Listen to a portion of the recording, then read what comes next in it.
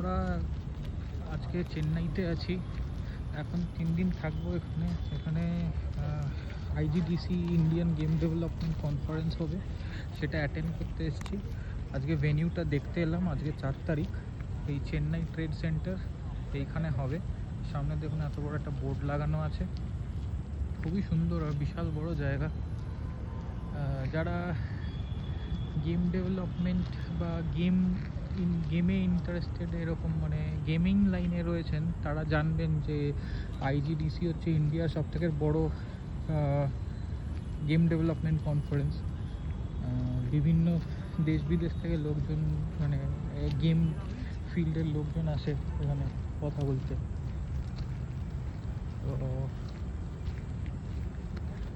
আজকে একটা সার্ভে করতে এলাম জায়গাটা, কালকে সকাল থেকে শুরু হবে।